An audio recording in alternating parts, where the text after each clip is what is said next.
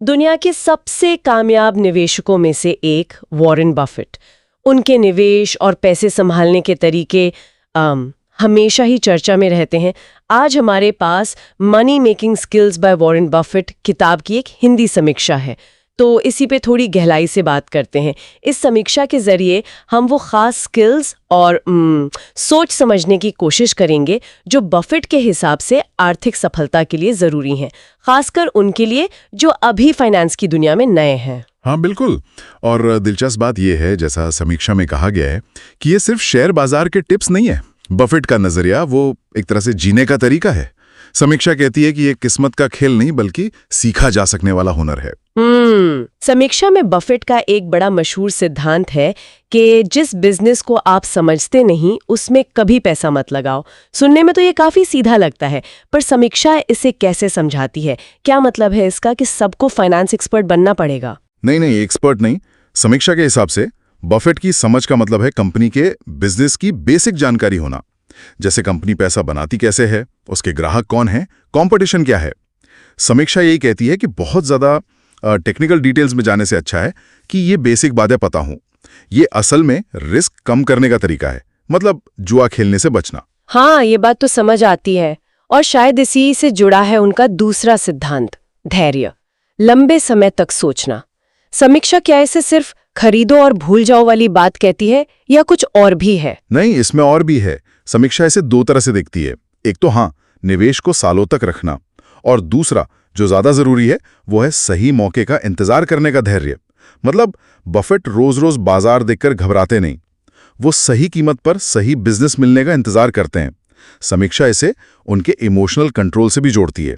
Emotional control, हाँ, उनका वो फेमस कोट, जब दूसरे लालची हो तो डरो और जब दूसरे डर रहे हो तो लालची बनो। समीक्षा इसके बारे में क्या कहती है? क्या ये सिर्फ भीड़ के खिलाफ जाने की बात है? सिर्फ वो नहीं। समीक्षा कहती है ये उससे ज्यादा गहरा है। ये असल में तर्क को, मतलब लॉजिक को, भावनाओं पर हावी रखने की काबिलियत है। जैसे जब बाजार में डर फैला हो, मान लीजिए कोई क्राइसिस है, तब शांत दिमाग से अच्छी कंपनियों को सस्ती कीमत पर ढूंढना।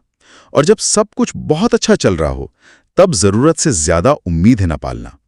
समीक्षा इशारा करती है कि इसके लिए एक प्लान और अनुशासन पहले से होना चाहिए। अनुशासन, हाँ, शायद इसीलिए समीक्षा बफेट के एक और आइडिया पर इतना जोर देती है कि सबसे अच्छा निवेश है खुद की शिक्षा में निवेश करना।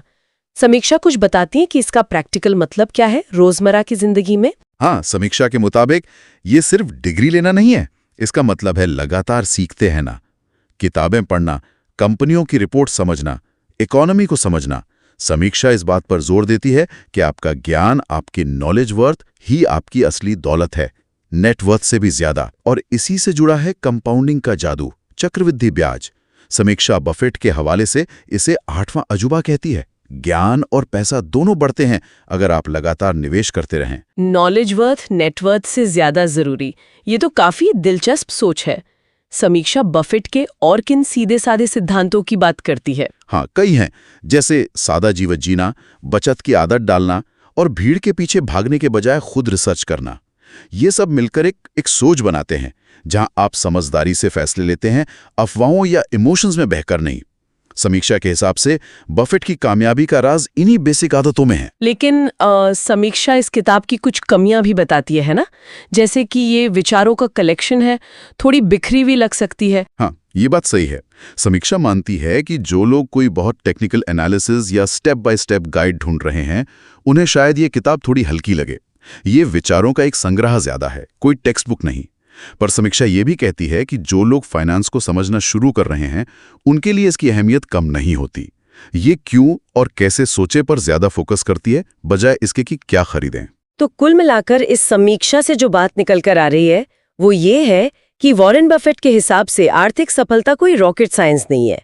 ये समझदारी, धैर्य, भावनाओं पर काबू और लगातार सीखते रहने का नतीजा है। एक तरह की मानसिकता है जिसे कोई भी बना सकता है। बिल्कुल। और अंत में एक विचार छोड़ जाते हैं श्रोताओं के लिए, जो सीधे समीक्षा के नॉलेज वर्थ वाले पॉइंट से जुड़ता है।